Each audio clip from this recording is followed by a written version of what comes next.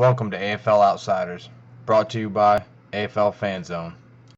Welcome everybody, AFL fans, football fans, welcome to the AFL Fan Zone weekly update. Week 4 just finished, Week 5 is upon us, and I can't believe that we're almost a quarter of the way through the season already. But, hey, time flies when you're having fun, right? So, if you don't know, I'll say it again, I'll probably pump this up every week. I'll do it real quick. Monday nights we do our recap video. It's a live podcast. You come up here on YouTube, join the conversation. There's a chat feature. I go over all the games. You say what you need to say. We have a conversation back and forth. It usually goes about a half an hour. A little bit less, a little bit more. Either way, make sure that you're here Monday nights, 8:30 p.m. right here on YouTube every Monday night. So it's a nice little schedule you can set. But that's really it for the fan zone side of things. Let's get right into it. So to finish off week 3, since I didn't get a chance to Monday night, I'm going to go over it real quick. The standings after week 4. The National Conference, of course, Rattlers are still number 1 at 4-0. 208. Those PF and PA, just in case you're not aware, that means points for and points against. So those are the 3 main categories here. So we got Rattlers 4-0, 284 points down the line there. LA's 2-2, Cleveland's 1-3, Portland's 0-3.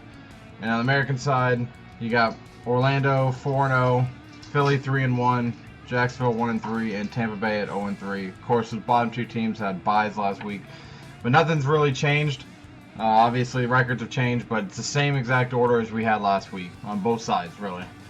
But that's basically wrapping up week 3 on the standings. To wrap up week 4 of the Arena Football League, let's look at the players of the week.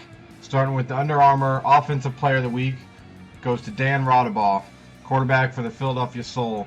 Went on to lead the Soul to a 67-50 victory over the Cleveland Gladiators and earned AFL Playmaker of the Game honors. Former Red Hawk completed 26 of 31 passes for 315 yards, 8 touchdowns, and 1 interception. Rodabaugh leads the AFL in passing touchdowns and completion percentage with 26 touchdowns and 70.4% completion percentage.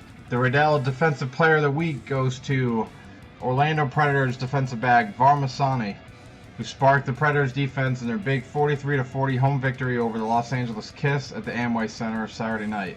Second-year veteran defensive back tallied 4.5 total tackles, a forced fumble, and 2 interceptions on his way to defensive. He currently leads Orlando with 29 tackles and 4 interceptions. The J. Lewis Small Playmaker of the Week goes to Arizona Rattlers wide receiver Maurice Purify. He proved to be a playmaker with his performance in the Arizona Rattlers' 75-68 overtime victory over the Jacksonville Sharks this past weekend. The former All-Arena standout had 9 receptions for 151 yards and 5 touchdowns, including the game-winning 8-yard score from Nick Davila. So far this year, he has 16 receptions for 196 yards and 7 touchdowns. The Cutter's Catch of the Week goes to the Philadelphia Soul wide receiver Darius Reynolds. He led all receivers in Philly's 67-50 win over the Cleveland Gladiators for the second time this season. Reynolds caught 10 passes for 114 yards and found the end zone 3 times. Reynolds made a spectacular grab as he was going over the wall to earn this week's Cutter's Catch of the Week. He is currently number 3 in the league in receiving touchdowns with 9. And last but not least, the AFL Highlight of the Week goes to Cleveland Gladiators defensive back Marvin Ross, who recorded 7.5 tackles and 1 interception in the Gladiators' 67-50 loss to the Soul at the Wells Fargo Center. Ross's 30-yard interception return for a touchdown was his first of his AFL career, and the rookie leads the Gladiators in pass breakups with 4. So there you go. Let's wrap up week 4. I would do those on Monday night, but of course they don't release the Players of the Week till Tuesday, so there's nothing I can really do there. But like I said, the standings will start being on the Monday night, the Monday evening quarterback. But that's pretty much it for the news. Really, the news of this week is the transaction wire, and there was a couple doozies here. So let's get right into it. Starting with the Portland Steel, they signed quarterback Darren Thomas. If you can remember, he played for the Oregon Ducks in college. Also played for Portland the last couple years before getting hurt midway through the 2015 season. But they bring him back. He was going to play in another league, but of course that didn't work out. So he's here with the AFL in Portland. Greeted him by cutting quarterback, Danny Southwick. If you remember from last year before he got hurt, Thomas had 374 yards passing, 11 touchdowns, and only 1 pick, while also being the Week 8 AFL MVP. Also, talking quarterbacks, Cleveland has put Dennis Havrilla on the injured reserve list because of that hyperextended knee that he got last game. So they signed quarterback Steven Panasuk from the Wichita Force of the Champions Indoor Football League. So far this season, he has 1,084 yards and 31 passing touchdowns in 7 games, while leading the Force to a 5-2 record. Good luck to him, and hopefully Cleveland has found the quarterback. Alright, here we go. So there were 2 trades this week. So one, the Portland Steel has traded Jamar Howard, the superstar wide receiver that has yet to play this year, to the Jacksonville Sharks, who then trade offensive lineman Duke Robinson to Portland.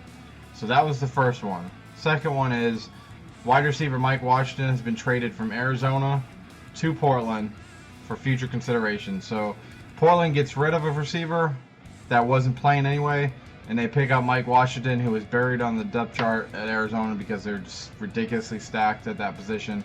But Portland gains a quarterback, gains a receiver, and then obviously loses a quarterback and loses a receiver. So a lot of moves there from Portland. And last but not least, Jacksonville defensive back Keon Lynn. Congrats to him. He has been signed by the Washington Redskins, of course, of the NFL. I think he's only got a few tackles, so it's kind of surprising, but obviously Washington saw something in him. So congrats to Keon Lynn for going over the NFL and practicing with the Washington Redskins. Hopefully it works out. But that's pretty much it for the transactions. So let's look ahead to Week 5. There's 4 games. No teams on bye this week. We got a game Friday, game Saturday, game Sunday, game Monday. I'm not sure if that was because of the draft, but either way, 1 game each day. Kind of spreads it around a little bit. But starting on Friday night, we got Orlando at Cleveland on ESPN3.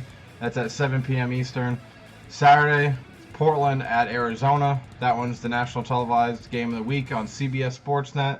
That one's at 9 Eastern time. On Sunday, we got Jacksonville at Tampa. That one's on ESPN3 at 2 o'clock p.m. Eastern.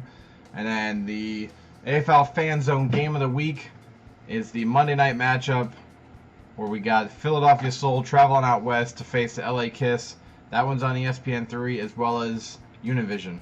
So for the Spanish-speaking people out there, you get the Monday night game. But that's it for the weekly update.